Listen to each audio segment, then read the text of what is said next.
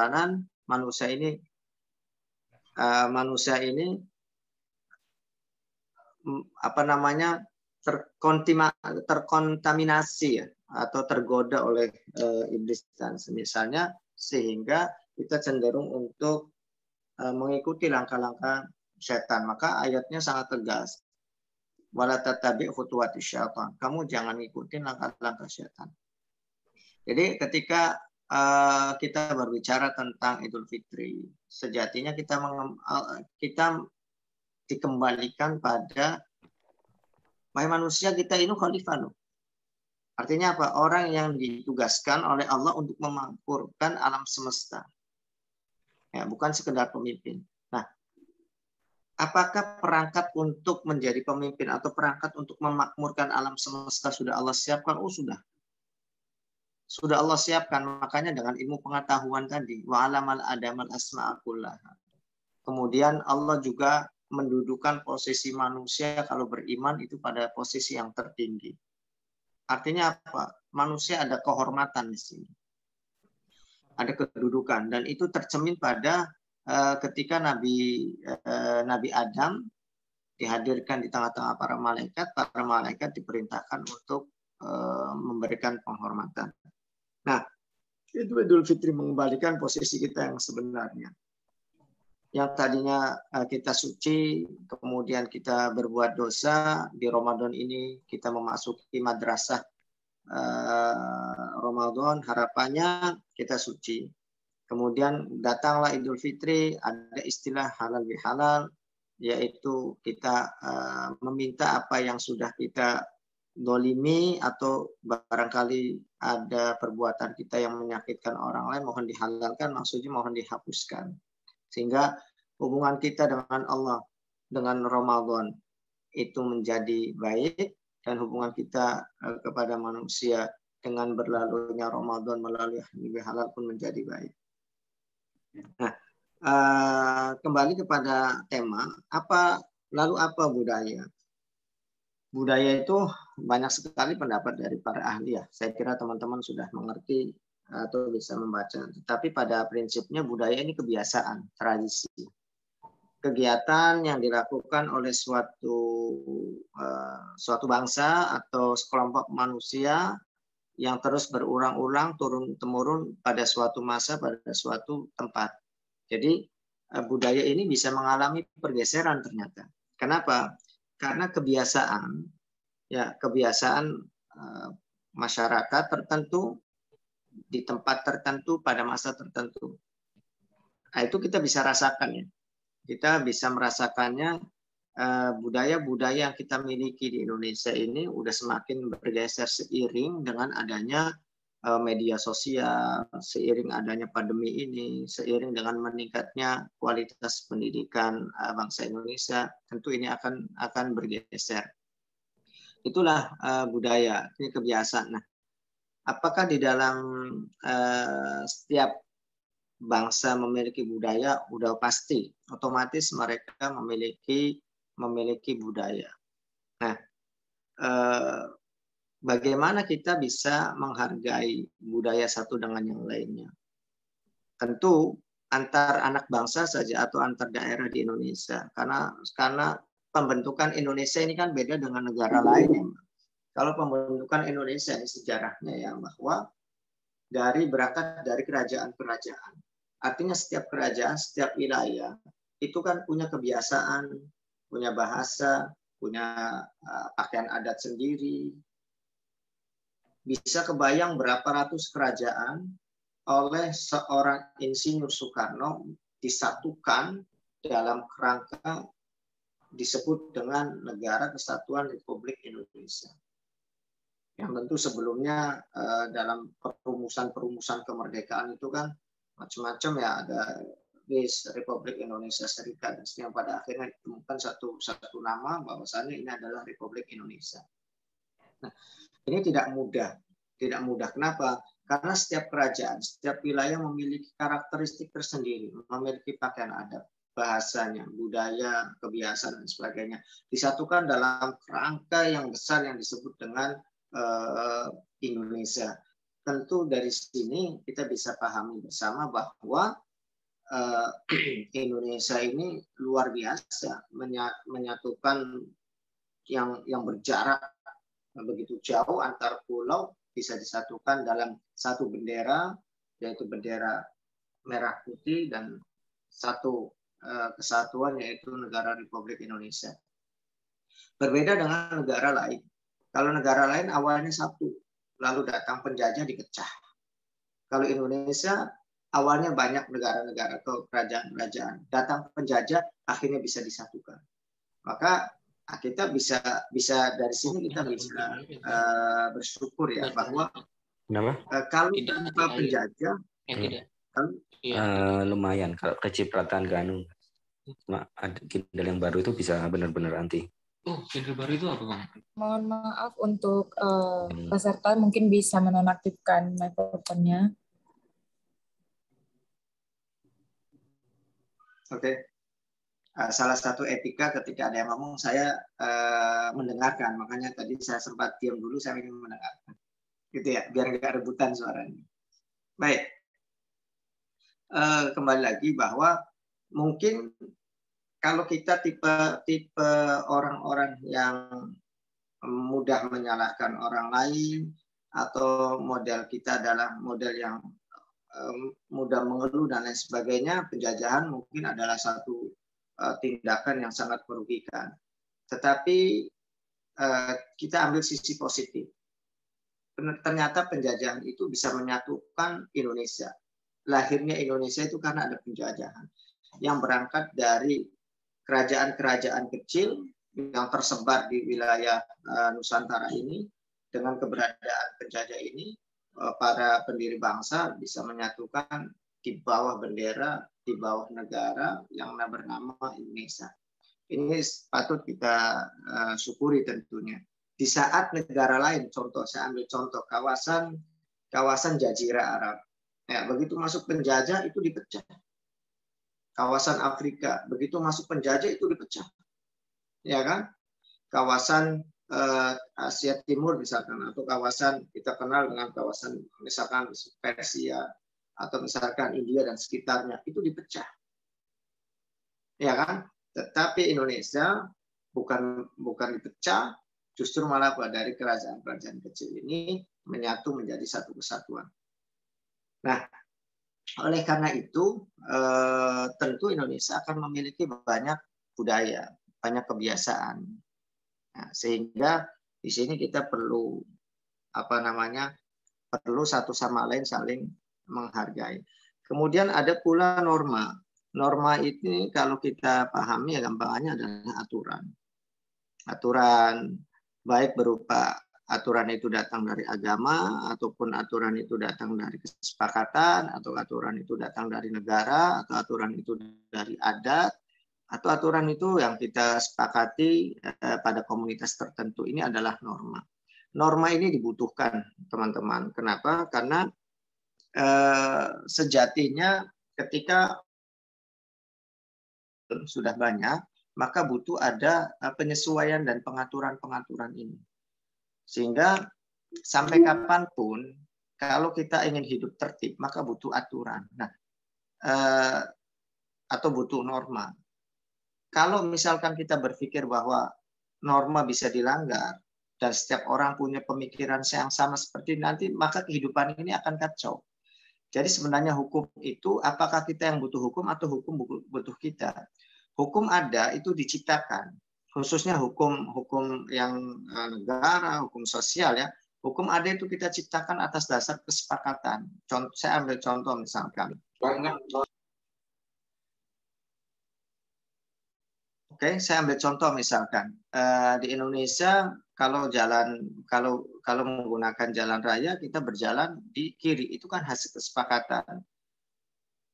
Maka bagaimana? Apakah itu berdosa atau tidak? Kalau dari kacamata agama, ya kalau mau jalannya sebelah kanan ya silakan saja, asal siap menerima resikonya yaitu ditabrak oleh kendaraan lain. Nah, kemudian misalkan di kita ada lampu hijau, lampu kuning, lampu merah ya. Itu sekarang Sebagian daerah ada yang berjalan baik, sebagian daerah ada yang tidak berjalan, sebagian lain ada yang sudah berubah. Contoh misalkan di Indonesia itu kalau misal ketentuannya hijau itu jalan, merah itu berhenti. Ya. Kemudian kuning itu kan sebenarnya sudah saatnya untuk pelan. Nilai norma di lampu merah ini, ya kedisiplinan berkendara ini sudah mulai pudar. Hijau tetap jalan, merah kadang sebagian diterobos walaupun berhenti. Ketika kuning biasanya apa? Pelan atau ngebut? Semakin tancap gas. Iya kan? Nanti ini bisa jadi turun-temurun akan ada kesepakatan kuning tancap gas. Jadi semakin cepat, lebih cepat dari hijau. Iya kan? Ini dari kebiasaan yang semestinya kuning itu adalah pelan, justru malah bahkan kita sendiri ketika kuning itu sudah dari jauh sudah ancang-ancang tarik gasnya. Maka tidak sedikit yang terjadi kecelakaan karena misalkan kendaraan depannya sudah berhenti, ya kan? Yang belakangnya masih ngebut, yang pada akhirnya terjadi benturan. Jadi itu norma ya. Dan norma ini sangat penting sekali untuk tatanan kehidupan kita agar tertib. Norma ini teman-teman, ada yang datang dari agama, ya, datang dari agama. Nah, tentu norma yang dari agama ada nilai keluhuran, ada nilai ketuhanan, ada nilai akhlak, ya kan? Karena Allah sejatinya ketika menciptakan norma hukum ini tahu tujuan dari manusia ini. Norma diciptakan oleh Allah, norma agama, hukum agama Allah ciptakan untuk kemaslahatan manusia itu sendiri. Seperti contoh kecil ya, contoh kecil bahwa kenapa dalam Islam ini pernikahan itu diatur. Pernikahan itu diatur, ada ketentuannya, ada syariatnya, ada hak dan kewajibannya. Kalau tidak diatur, maka akan terjadi kerusakan sosial. Karena apa? Karena akan banyak anak-anak yang tidak memiliki orang tua yang jelas. Sehingga ketika banyak anak-anak yang terlahir dari hubungan yang tidak sah, menyebabkan rasa tanggung jawab dari kedua orang tua ini tidak besar. Kenapa? Karena kehadirannya adalah kebencian. Otomatis akan terjadi banyak anak yang dibuang, atau anak yang ditelantarkan, atau anak yang ditinggalkan begitu saja, bahkan naudzubillah sampai dilakukan pengguguran, pembunuhan, dan sebagainya. Nah, itu kita temukan di negara-negara yang tidak menerapkan norma agama sama sekali. Ya. Contoh kecil misalkan kita berada di Thailand ini atau di Bangkok ini, tentu beda sekali hukum yang berlaku di kita dengan di sini. Nah, tentunya teman-teman, ketika kita tidak memiliki kekuatan, komitmen sebagai bangsa Indonesia yang memiliki norma tersendiri, baik norma agama maupun norma negara, maka lama-kelamaan kita akan tergerus, lama-kelamaan kita akan terbawa. Yang pada akhirnya ini menjadi bumerang bagi diri kita yang tinggal di suatu negara, lalu kita mengikuti kebiasaan negara tersebut yang tidak baiknya, lalu kita pasang atau kita amalkan atau kita aplikasikan di dalam kehidupan kita sehari-hari di Indonesia. Tentu ini akan sangat kontra sekali. Maka itu sangat membahayakan. Oleh karena itu, kita harus paham terlebih dahulu bahwa Indonesia ini memiliki norma sendiri, aturan sendiri, hukum sendiri. Nah, kemudian dari tema itu kita bisa temukan tentang nilai luhur bangsa. Nilai luhur bangsa ini banyak sekali ya teman-teman. Sebenarnya saya pernah ikut pendidikan di Lemhanas, yaitu Lembaga Ketahanan Nasional, bahwa di situ kami diajarkan tentang mempraktekkan setiap norma dan nilai. Jadi nilai-nilai yang terkandung di baik dalam Pancasila, Undang-Undang Dasar, kemudian bendera merah putih itu semuanya banyak makna. Saya ambil contoh teman-teman. Kenapa kita ketika kita upacara kita hormat kepada bendera. Logika mengatakan bahwa hanya bendera, hanya sebuah kain yang berwarna merah dan putih. Ya. Kalau ini ditarik pada wilayah akidah, maka akan benturan. Tapi kalau ini ditarik dalam kerangka kebangsaan, nasionalisme, kehidupan sosial, maka tidak ada benturannya. Kenapa kita perlu hormat? Misalkan, apakah ada nilai di bendera itu? Sangat banyak. Merah putih itu diperjuangkan dengan darah. Merah putih itu diperjuangkan dengan nyawa. Orang-orang tua kita, para pendahulu kita yang kita kenal dengan pahlawan. Bisa kebayang, lamanya 360 sekian tahun atau 3,5 abad. Iya kan? Indonesia sebelum berdiri, orang tua kita sudah memperjuangkan hak mereka sebagai pemilik tanah yang sah. Berapa banyak, berapa ribu, berapa juta orang tua kita yang meninggal.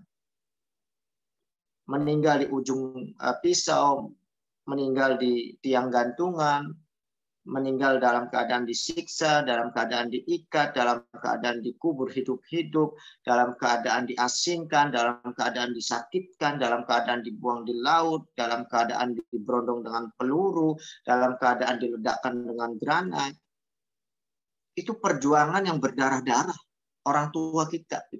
Hanya untuk apa? Hanya untuk nama besar Indonesia yang memiliki bendera merah putih. Ya. Cukup simpel merah putih. Tetapi apa di balik berdirinya merah putih itu ada darah, ada perjuangan orang tua kita. Terlalu kalau misalkan kita tidak bisa menghargai perjuangan mereka. Nah, ini nilai yang terkandung di dalam bendera tersebut. Jadi kalau kita maknai lebih dalam, Masya Allah, luar biasa. Banyak darah syuhada. Apa kalau bahasa kita tuh banyak orang yang mati syahid hanya untuk apa?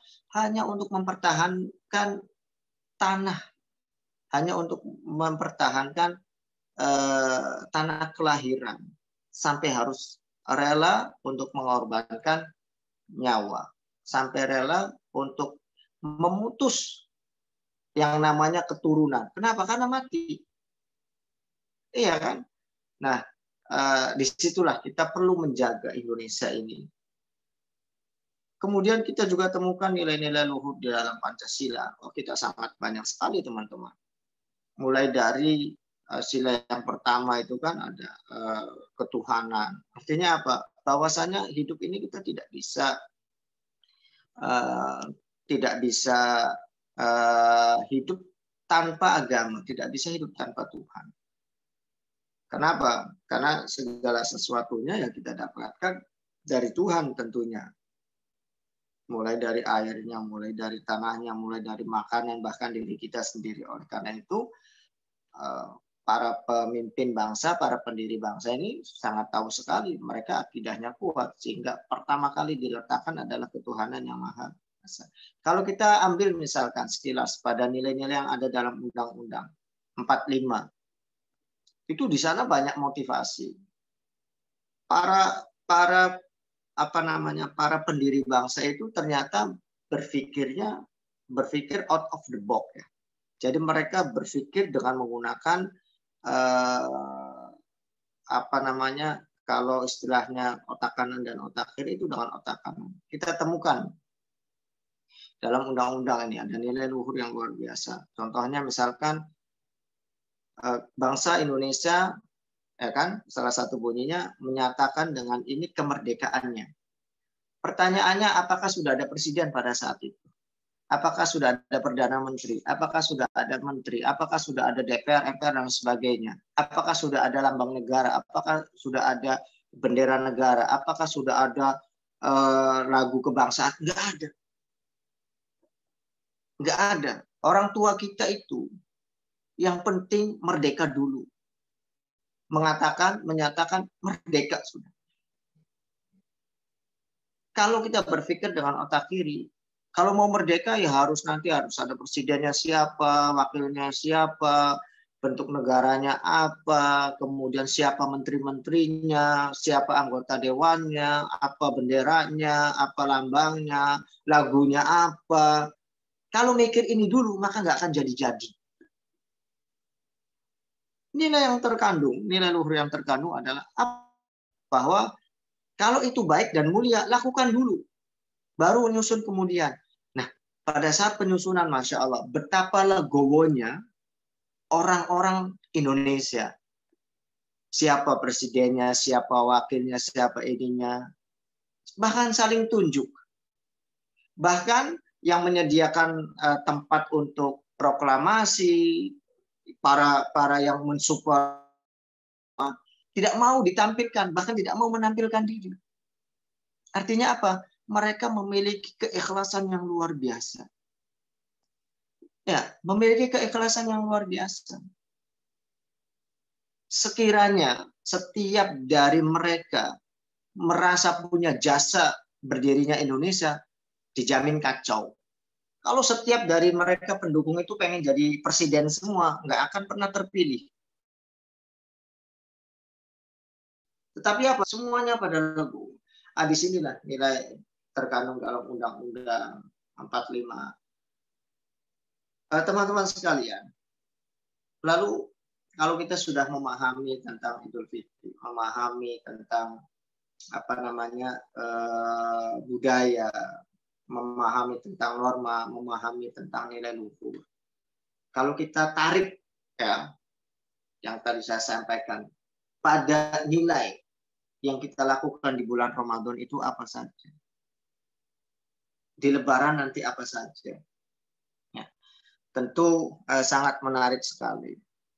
Kenapa? Karena puasa ini bukan cuma norma ya, bukan cuma hukum, bukan cuma syariat, tetapi banyak nilai yang terkandung di dalamnya. Seperti apa? Seperti nilai bahwasanya kita ini harus menghargai nikmat Allah sekecil apapun. Dari mana kita dapatkan? Entah saya sendiri atau teman-teman ketika berpuasa di siang hari, yang namanya air putih itu, walaupun air putih tidak ada rasanya ya, hanya tawar, air mineral, itu terasa sejuk. Bahkan ada bahasa begini,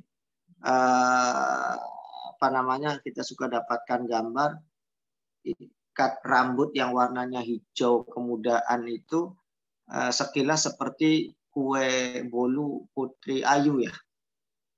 Iya kan, ada putih-putihnya itu kan kayak kelapa gitu tuh. Padahal kalau dideketin di zoom itu ternyata ikat rambut. Ada juga yang mengatakan begini, Ustaz, saya kalau siang lihat coro di kamar mandi itu ingat kurma katanya. Ya sudah kalau gitu dicapluk aja, apa dimakan ya bilang. Bisa kebayang, coro aja seperti kurma katanya. Ya. Ada juga itu yang karet gelang tuh bukan karet gelang ya. Sekilas kayak tinggal dikasih saus apa udah kayak mie goreng. Ya.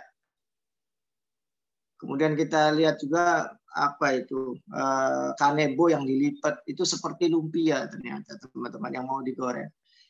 Ini apa ini? Ini menandakan betapa berharganya makanan-makanan itu yang kalau kita lapar akan bikin lahap, menggoda, bahkan yang bukan makanan seperti makanan. Ya kan? Bisa kebayang pada saat puasa. Tapi kalau kita lagi nggak puasa, mungkin makanan-makanan tersebut tidak kita lirik. Artinya apa? Makanan ini akan bermanfaat dan berharga bagi atau bila kita berikan kepada orang yang tepat. Orang-orang mana yang tepat? Adalah orang-orang yang lapar. Di sekitar kita itu banyak orang yang kelaparan. Bukan cuma kawasan Indonesia. Nah, di luar Indonesia lebih banyak. Artinya apa? Mereka sangat membutuhkan. Maka sekecil apapun pemberian Tuhan, sekecil apapun nikmat yang Allah berikan, kita harus hargai. Nah, apakah penghargaan seperti ini hanya ada bulan Ramadan saja? Tidak boleh, tidak boleh. Harus diterapkan ketika Idul Fitri juga. Nanti kita lihat ketika pihak perwakilan Indonesia dimanapun, atau misalkan kita menghadiri resepsi, menghadiri resepsi biasanya lihat makanan itu kan enak-enak kelihatannya. Ambil semua sebanyak-banyaknya, yang pada akhirnya perutnya itu nggak cukup. Apa yang terjadi? Dibuang. Ini nggak mencerminkan nilai luhur puasa. Gitu. Apa kita tarik? Apakah itu fitrah manusia rakus? Tidak. Apakah itu budaya bangsa Indonesia memubazirkan, menghambur-hamburkan? Juga tidak. Apakah itu bagian dari norma yang dibolehkan? Juga tidak. Dan apakah itu nilai luhur bangsa? Juga tidak. Artinya ketika kita melakukan hal seperti itu jelek, tidak baik di mata agama, di mata semua norma, dan di mata budaya bangsa manapun.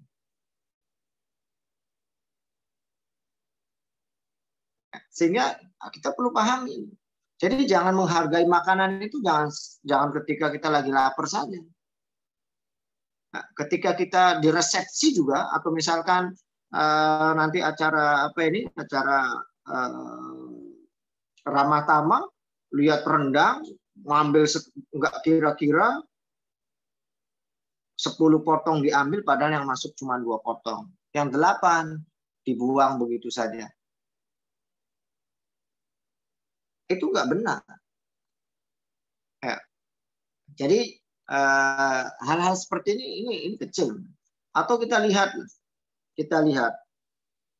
ada banyak nilai sebenarnya kalau saya bahas pada kesempatan ini. Seperti contoh, puasa ini mengajarkan kita disiplin. Disiplin akan apa? Disiplin akan waktu. Kita diatur kapan sahur. Tidak seenaknya aja makan sahur. Sahur dibatasi sampai adzan subuh. Ya kan? Nanti bukanya dibatas waktunya begitu masuk waktu maghrib. Kita mau menunaikan itu kenapa? Karena dorongan agama. Karena dorongan keimanan. Nah, apakah kedisiplinan ini kita bisa terapkan dalam kehidupan sehari-hari kita sebagai mahasiswa? Jam berapa kuliah? Jam 8. Ya jangan berangkatnya jam 9. Jam 7 sudah berangkat, kira-kira jam 8 itu kita sudah ready untuk menerima mata kuliah. Tapi kan tidak demikian. Padahal nilai puasa mengajarkan disiplin. Tetapi ketika kita ngantri makanan atau ngantri wudhu atau ngantri apa, seperti orang barbar. Main rubuh. Ya kan? Orang-orang Indonesia ini sebenarnya luar biasa. Norma ada semua ya. Agama ada, budaya, adat ada, norma negara ada. Tapi kita lihat pada prakteknya. Iya kan? Dari hal disiplin untuk ngantri saja. Kayaknya berat sekali ngantri itu. Ya. Nah, ini tentunya kedisiplinan seperti ini, apapun jenis kedisiplinan, baik tepat waktu, dalam acara tentunya, kita temukan kebiasaan undangannya jam 8, nanti datanya itu mulainya jam 9. Ya, ada aja alasannya. Pak, soalnya waktunya WIB, saya itu sering sekali saya nunggu acara. Insya Allah, saya berusaha untuk tepat waktu. Kalau tidak ada halangan secara syar'i. Sering sekali saya menunggu acara. Terkadang saya tanya panitianya, mau mulai jam berapa? Nunggu peserta, Pak. Artinya gini, kalau peserta udah kumpul, nggak ada pemateri, jalan nggak? Nggak akan jalan. Tapi kalau pemateri sudah ada, belum ada peserta, bisa jalan nggak? Bisa dimulai. Adapun nanti peserta ketinggalan materinya itu kerugian buat dia. Tetapi di kita banyak yang les. Kita pakainya WIB, Pak. Saya awal-awal WIB itu apa? Waktu Indonesia Barat. Bukan. Waktu insya Allah berubah. Oh, lo. Jadi waktu WIB waktu insya Allah berubah. Jadi kalau misalkan undangan jam 8, jam 9 bisa mulai. Ini, tradisi ini, itu sudah mengental sekali. Jadi sudah mulai bergeser ini. Ya. Seperti makna orang baik. Orang baik itu bergeser maknanya. Orang yang memaklumi kesalahan orang lain itu dianggap sebagai orang baik. Misal, kamu misalkan ada nih mahasiswa punya dosen, ya kan, bikin apa tugas makalah, asal-asalan main comot misalkan dari apa main tempel. Oh tenang aja dosen ini mah baik. Ya, walaupun dapat plagiasi. Oh tenang aja dosen ini mah baik pasti di ACC. Nah, jadi seolah-olah tindakan kecurangan itu ya ketika dimaklumi oleh seseorang, maka orang ini dianggap sebagai orang baik. Berbeda dengan mengikuti sesuai aturan. Oh ini ada plagiasinya nih, saya nggak mau tanda tangan. Apa bilangnya? Sok idealis, sok ini, kan gitu kan? Sok aja itu. Jadi suka begitu. Nilai sekarang orang baik itu dianggap sudah bergeser pemahamannya. Termasuk seperti WIB waktu insya Allah berubah. Insya Allah nih orang Indonesia itu bukan sisi positif terkadang. Banyak negatifnya. Nanti datangnya di bukber ya, insya Allah. Padahal apa? Insya Allah itu insya Allah nggak datang. Nah, atau misalkan OTW.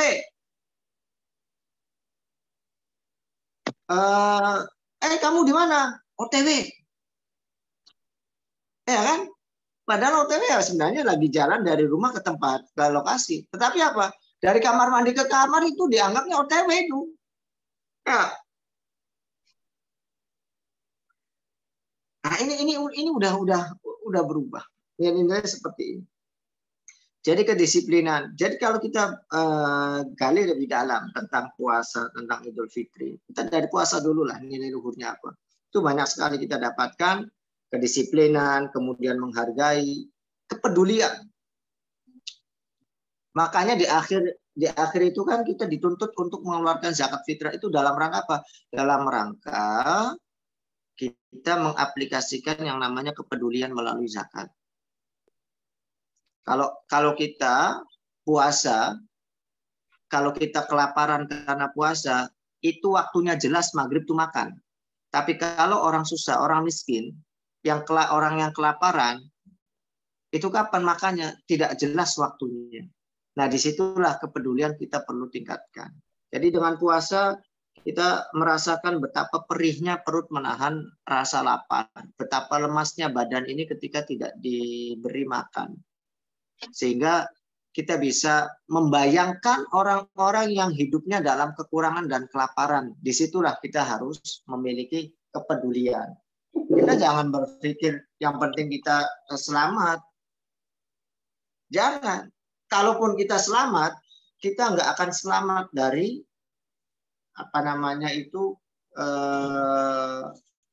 permohonan keadilan orang-orang yang miskin di sekitar kita yang kita abaikan. Ada nih sekitar kita nih ada orang kesusahan, kita diam saja. Masa bodoh amat, bukan urusan saya. Itu jangan dikira bahwa itu tidak punya konsekuensi di akhirat nanti. Itu kan ada konsekuensinya apa? Kalau nanti dia di hadapan Tuhan ya Allah, saya merasa kesusahan waktu di dunia. Saya merasa kelaparan waktu di dunia. Saya punya tetangga bahkan suka buangin makanan. Itu sangat menyakitkan bagi saya. Ya Allah, saya minta keadilan. Beres itu. Ya, kita diproses itu nanti. Kenapa? Karena kalau kita memudahkan orang lain, Allah akan mudahkan. Berarti kalau kita abai menyulitkan orang lain, maka kelak nanti Allah persulit. Oleh karena itu, cobalah. Ya, Minimal kepedulian ini kalau kita tidak bisa memberi dengan materi, kita bisa memberi dengan doa dan support.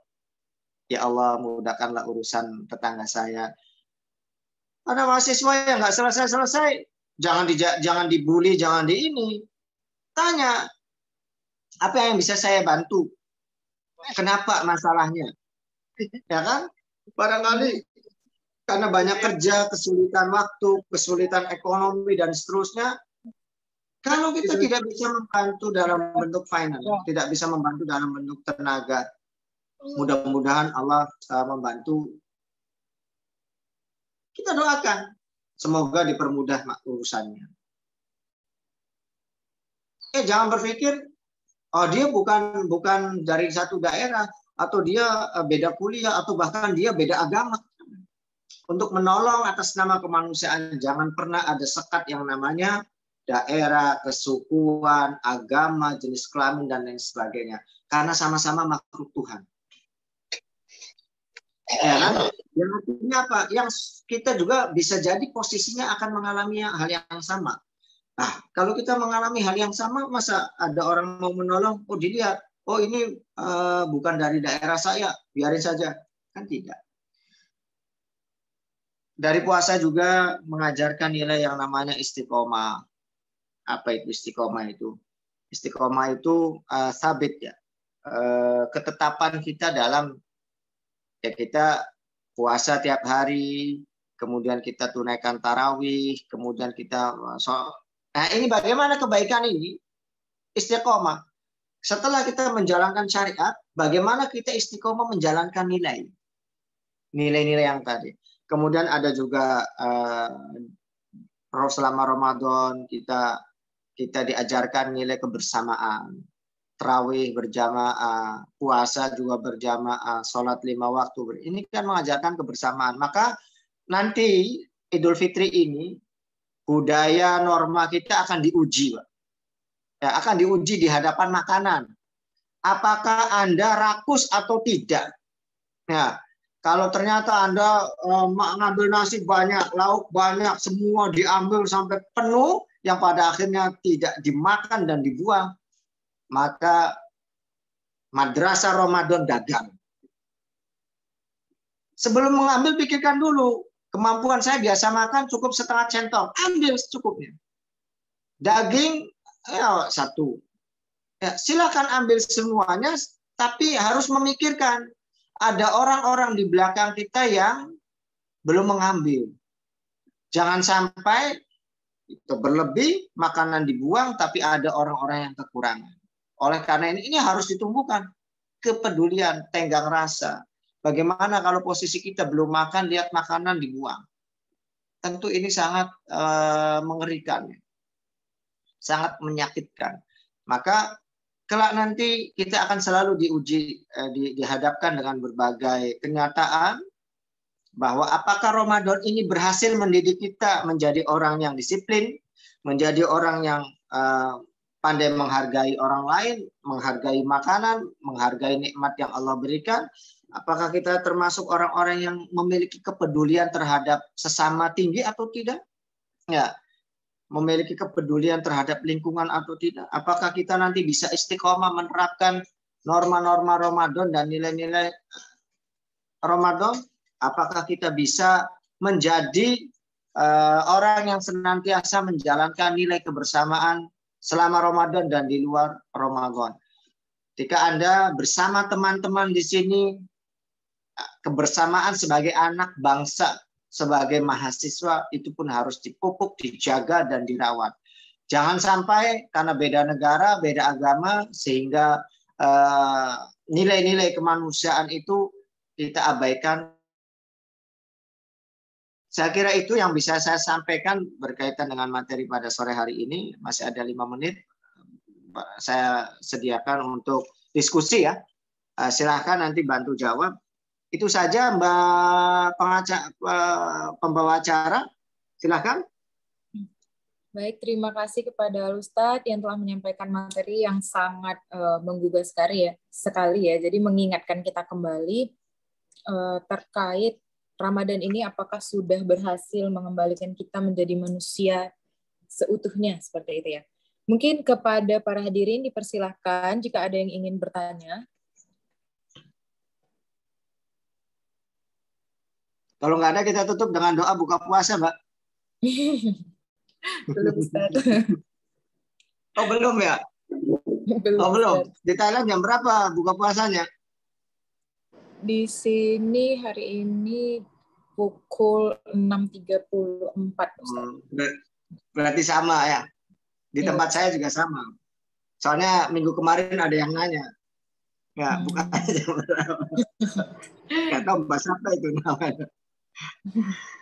Ya, ini ada pertanyaan Ustadz di kolom chat dari Mas Singgih. Bagaimana menjaga nilai-nilai yang disampaikan tadi di tengah era globalisasi yang kencang dan penuh tantangan? Ya, mungkin bisa dijawab langsung, Ustadz. Bagaimana memulai atau menjaga apa namanya Nilai. globalisasi dan sebagainya. Yang pertama mulai dari mana mulainya nih? Dari diri kita sendiri. Itu yang pertama. Yang kedua, dengan apa kita mulai? Dengan komitmen. Ya. Pertama mulai dari diri sendiri, dengan apa? Dengan komitmen. Ya kan? Melalui apa? Melalui ilmu. Jadi kita harus berilmu dulu. Ilmu apa? Ilmu norma agama itu apa saja. Norma bangsa Indonesia ini hukumnya apa saja, budaya Indonesia apa saja, nilai-nilainya apa saja. Loh, kita gimana mau menjalankan norma, budaya, nilai, dan lain sebagainya, termasuk nilai-nilai luhur bangsa, kalau kita nggak ngerti? Iya kan? Kalau kita nggak ngerti, nggak ada ilmunya tentang nilai luhur bangsa Indonesia, terus apa yang mau kita terapkan? Jadi, dari diri sendiri dengan komitmen yang kuat dan dengan ilmu. Oke, itu saja. Kenapa? Arus globalisasi, modernisasi ataupun apa namanya itu teknologi dan lain sebagainya itu tidak akan mengusik, tidak akan merubah kita kalau kita punya apa namanya tadi komitmen. Nggak akan. Ya. Tinggal gini aja. Anda tujuan ke sini adalah belajar. Oke, banyak buku yang dipegang, atau banyak menulis, atau banyak mentelaah, atau banyak megang HP isinya game. Itu saja. Itu adalah cerminan. Kalau waktu kita lebih banyak megang HP dan untuk game, maka kita sudah pudar komitmennya sebagai mahasiswa. Sepakat? Nah, berarti gimana? Back to nature. Harus kembali kepada natural. Apa? Fitrah. Fitrahnya apa? Fitrahnya mahasiswa adalah ke kampus, baca, telaah, diskusi, belajar. Iya kan? Main boleh nggak? Boleh. Ya, tetapi jangan didominasi oleh main daripada belajarnya. Kalau misalkan selama seminggu full belajar, kita telaah, kita semua ilmu yang ada di sini ada. Ini pengalaman saya teman-teman ya. Dosen-dosen yang ada di sini itu Anda harus deketin dalam artian untuk menyerap semua ilmu yang dimiliki, karena ilmu yang dimiliki dosen itu ada dua. Ada ilmu yang memang diberikan di saat perkuliahan dan ada ilmu yang tidak didapat kecuali kita dengan kedekatan. Seperti apa? Seperti jaringan. Ya. Baik itu jaringan di dalam Thailand sendiri atau di jaringan internasionalnya. Karena sepinter apapun nanti Anda, berilmu kayak apapun, kalau jaringannya lemah, maka tidak tersalurkan kepintaran itu. Networking dalam hal ini. Nah, ini pengalaman saya sendiri, maka ketika saya di Mesir, saya mencoba untuk mendekati dosen. Seperti apa? Memang dekat sekali. Ya. Tapi ada batasannya ya. Kalau di kami itu kan laki-laki dengan laki-laki. Tapi kalau di sini ya harus ada batasan. Artinya kedekatan di sini bukan kedekatan secara perasaan ataupun fisik. Tapi kedekatan kita bahwa kita butuh networking, kita butuh ilmu beliau, kita butuh saran dan lain sebagainya. Itu penting sekali, teman-teman. Coba kita ambil contoh kecil aja, sebagai mahasiswa punya komitmen tidak? Itu tuh. Ya kan? Komitmen apa? Komitmen untuk kembali ke fitrah sebagai mahasiswa. Ya, yang kesehariannya ya ke kampus, belajar, membaca, menulis, mengadakan riset, membuat makalah. Itu adalah fitrahnya mahasiswa. Jadi kalau misalkan teman-teman banyak tidur, atau malah bekerja, atau malah banyak berwisata, bahkan naudzubillah misalkan sampai terbawa pada kehidupan-kehidupan yang keluar dari jalur mahasiswanya, sayang, ya sayang sekali. Eman begitu tuh. Lebih baik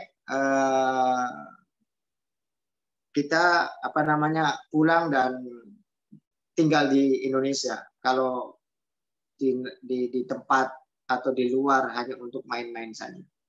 Jadi berkaca dari diri sendiri dulu, apakah bisa memegang komitmen sebagai mahasiswa atau tidak. Saya kira itu aja, ya Mbak. Jelas ya? Masih ada lagi? Bagaimana Mas Singgi? Jelas ya, insya Allah sudah jelas. Mungkin dipaksa untuk jelas Mbak. Ya, mahasiswa harus memperjelas nanti. Ya mungkin kalau masih kurang nanti bisa di riset sendiri ya untuk mendalami lebih lanjut karena kita mahasiswa harus mencari terus ya Ustadz ya. Betul. Gini Mbak, saya suka menganalogikan gini ya.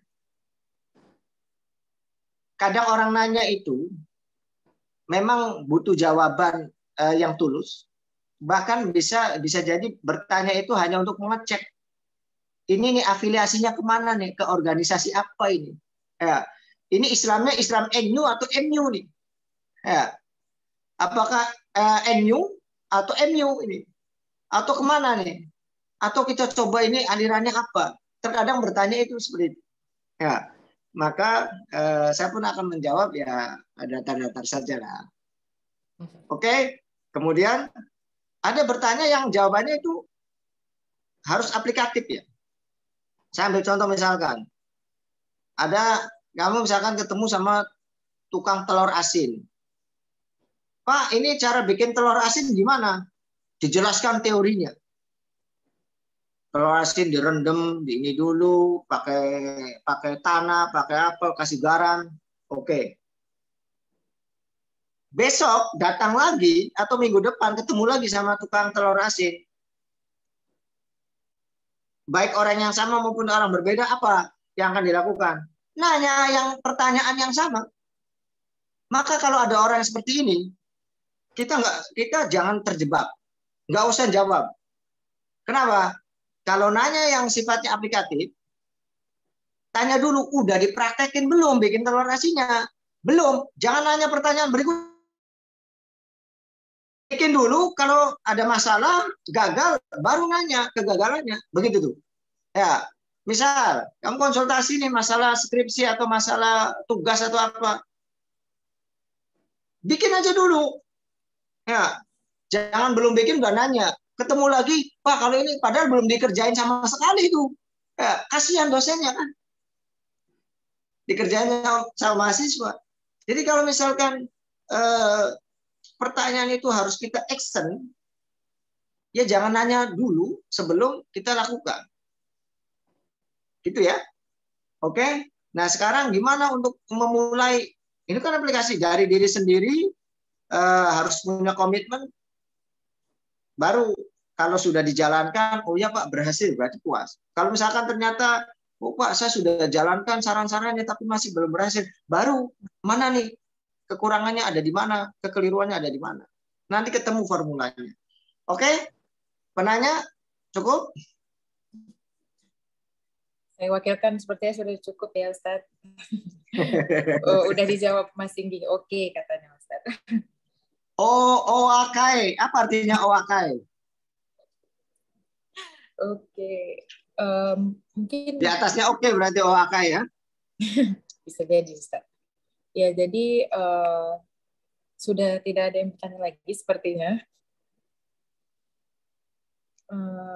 Saya tanyakan sekali lagi kepada peserta atau hadirin yang berhadir pada hari ini, apakah masih ada yang ingin bertanya?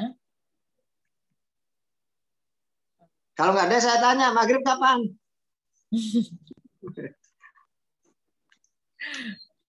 Tadi saya pas 3:30 itu dengar adzan. Kirain saya adzan maghrib, soalnya sama aja adzannya itu. Kirain saya udah maghrib itu. Belum, Ustaz. Kalau di sini pukul 6.34, Ustaz, insya Allah. Baik, sepertinya sudah tidak ada lagi yang ingin bertanya. Mungkin Ustaz mau kasih closing statement yang bisa menyemangati mahasiswa Indonesia yang ada di sini juga, Ustaz, untuk melanjutkan studinya.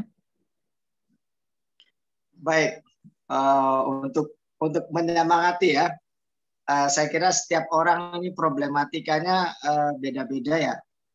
Tapi yang jelas, saya hanya bisa membuat satu kata ya, lakukan hari ini yang terbaik untuk mendapatkan besok yang terbaik.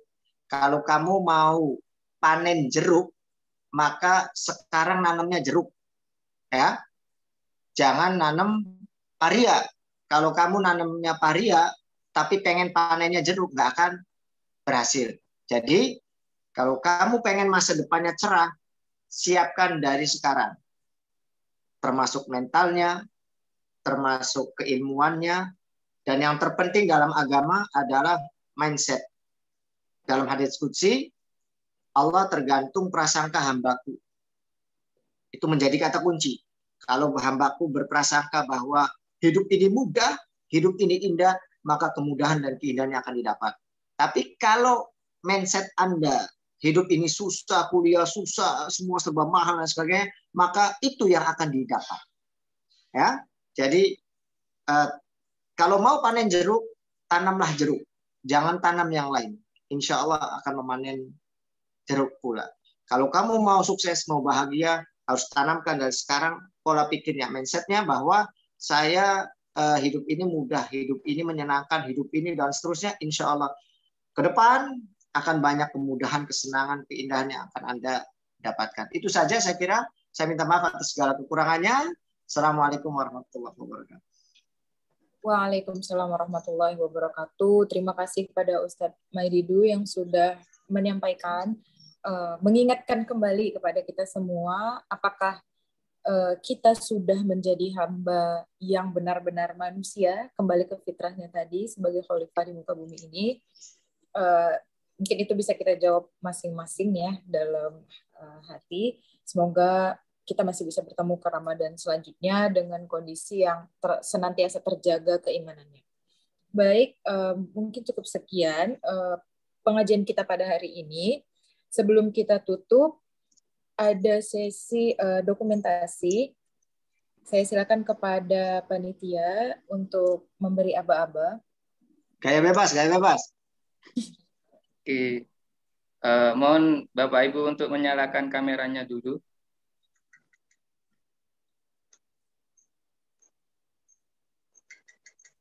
Untuk gayanya boleh gaya bebas, seperti yang dikatakan Ustadz tadi.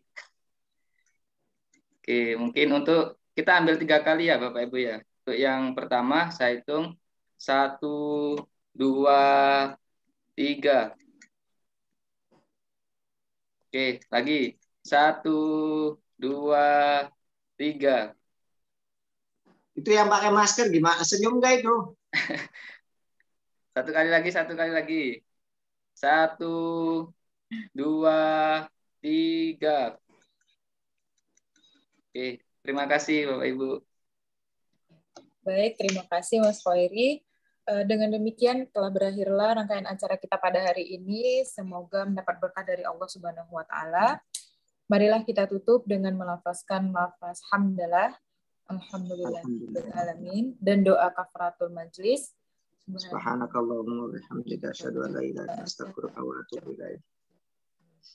Saya selaku moderator pada hari ini mohon undur diri, mohon maaf jika selama membawa acara terdapat berbagai kesalahan baik dari segi perkataan, mimik wajah maupun gestur yang kurang berkenan kepada para hadirin.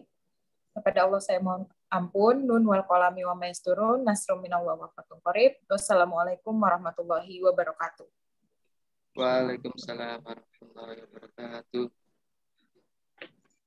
Terima kasih Ustadz. Saya pamit ya semuanya. Ustadz, terima kasih. Yo, sama-sama.